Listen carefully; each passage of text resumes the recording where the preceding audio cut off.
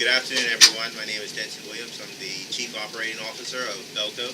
I just wanted to give you a quick update on where we are on the post-Hurricane Gonzalo restoration efforts. Today, we are at about 6,000 customers still without power, and we recognize that that is significantly down from the original 30,000 plus that we had, but we're not satisfied with that, nor should we be. However, we're finding that some areas, such as North Shore, are taking a lot of resources, and today we have a large number of crews focused on major pool removals and restoration, especially throughout the Jennings Land areas. So one of the things that we want to quickly advise you of is of the number, which is about 6,000. We expect that to continue to fall throughout the day and into the evening. I know that our teams are appreciative of the support that they're getting from the community. It certainly is something that they recognize and are aware of, and we do certainly forward on the comments from the public to the teams that are working in the field, and they are very appreciative, as am I as well. But nevertheless, we are at a place where we have most of life back to normal for most people, but we have a large minority of people that are severely inconvenienced. So at this point, what we want to focus on quickly is the area North Shore, which is Store Hill to Jennings Road, which has some very bad damage. It actually blocks traffic. There's poles and wires down. We're working with other utilities and with Works and Engineering on that effort. And another area is in the Khyber Pass area. We also have some small teams that are deployed throughout the eastern and western parts of the island to tackle small pockets. And we are addressing those as we're able to. Sometimes it's opportunistic, but we're still trying to follow a systematic method of addressing the outage. So we start with the main lines, getting them all restored. I believe we're down to about 2 or 1 at this point. And after that, we go to branch lines, and from branch lines, we deal with individual low voltage circuits and with individual customers. But nevertheless, we recognize that there's a challenge with the, I'll call them FAY 1500, the people that we unfortunately did not get a chance to address prior to Gonzalo's arrival. And we are giving serious thought to how they can be addressed as well. And that will be part of factored into our planning and our decision making. I do like to think that we can call on each other at this point as well to assist. I can give you an example. I know that even today I personally don't have power, but I had a generator that I was able to use, but I also extended an extension cord to my neighbor so that they could have power as well. And I think every little bit that we can all do for each other to help ease a little bit of suffering or inconvenience will be appreciated by our fellow neighbors. So that's really the extent of where we are. We're trying very hard and we're working diligently to communicate pretty actively with the public so we know where we are, what the status is. We haven't forgotten anyone, and we are going to try to get people restored as quickly as possible. I do have a small update in terms of where we are with additional crews coming in. We have tomorrow, hopefully, first 2 crews from other island utilities coming, one from Bahamas and another crew from Belize. And then subsequent to that, we believe we will have Barbados arriving and then other utilities as well. So largely their arrival is being dictated by their constraints in their local jurisdictions, travel arrangements, tools, etc., because they're coming with their own tools so that they can come and immediately be put to work, subject to safety orientation. There was some nonsense on the Weather Channel about the risk of flooding around Belco. You may have seen it yourself, and of course it didn't bear any relationship to the truth. Do you find that disturbing? I don't find it disturbing because I've found a way to put some of that in place. It's largely based on calculations which have lots of assumptions in them, not empirical data always, and so the reality of what's being experienced doesn't necessarily match up with what is being modeled. So we've seen that before. What did happen? We had, I think, about a 3-foot rise in our creek level here, but that was about it. How helpful have the Caribbean crews been? The first crews don't arrive until tomorrow, hopefully.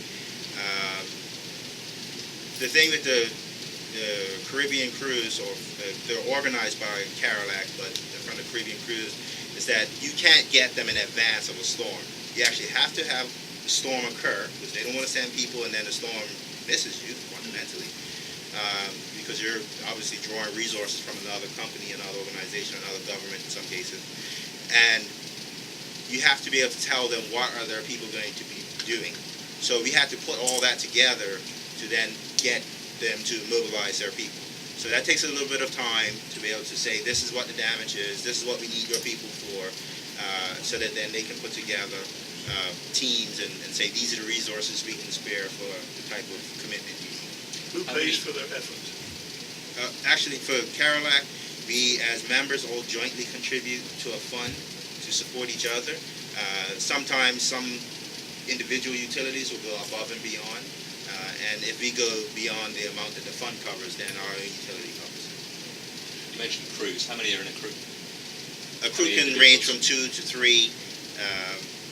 But again, these teams won't work individually. It's just a team of 3 people from Bahamas out there on their own. They have to work with our people because we know our systems and they don't know our systems. So in order to keep everyone safe, they have to be blended into our crews, if you will. So you might get 2 people, as an example, from Belize working with a Bermudian person, or some mixture of 1 or something like that.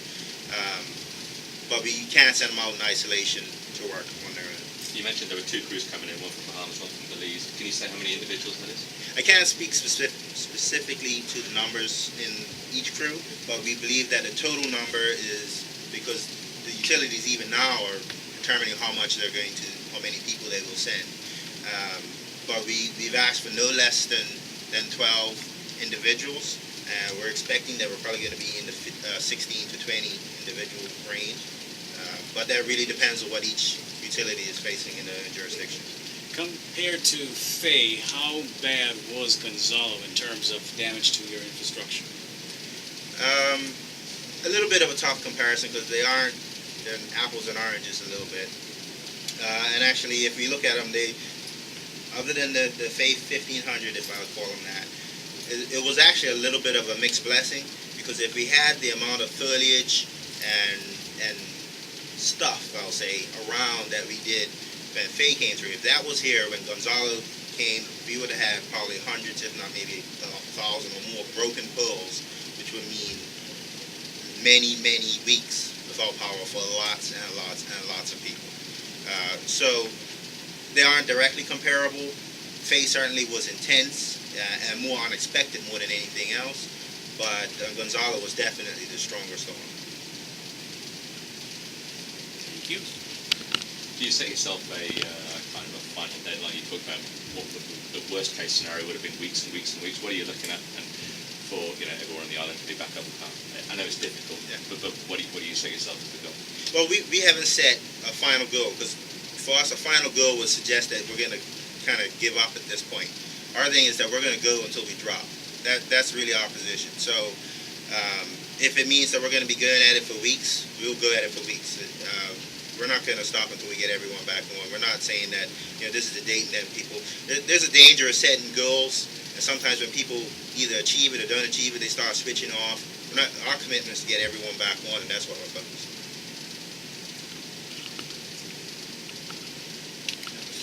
How many staff have you had working throughout this whole course? The number of staff has varied, probably approximately 200 on average, because people are going on and off shift, and et cetera. Out of 260 odd employees in Belco. Is that every day? Every day. Hours? 12 hours average? No, some employees we're literally having to send them home. They're working 16, 18-hour days or more. We have to send them home so they'll get rest, because you can get tired and make bad decisions. Is there anything you want to say about your guys that are out there? I was going to ask the same question. I'll tell you one thing, I couldn't ask for a better team. My job may seem like it's difficult or tough or any of that stuff, but it's nothing compared to what these people are doing out there I'm proud to have the team that was given to me. They're the best that I could have asked for, and they will, just like I said, they won't stop until it's done. And they are so engaged that we actually have to step them down for our own, not safety, but for our own care and respect for our people. We don't want to run them ragged. We couldn't do what we've done so far and what we still need to do without them, and I'm very appreciative of them, as I think most of the public are. One final question. What have you learned through both processes from last week to this week, and what could you do better? This could be a long discussion. There's always room for improvement, and we're about continuous improvement. We've learned a lot of stuff. Don't take anything for granted. You might get hit with one storm and then get hit with another, so we learned that. We're also finding out what we're made of. Are we made of the soft stuff, or are we made of the hard stuff? And I think Bermuda itself has demonstrated it's made of the hard stuff. So we've learned a lot. We could have a long discussion about that, but I think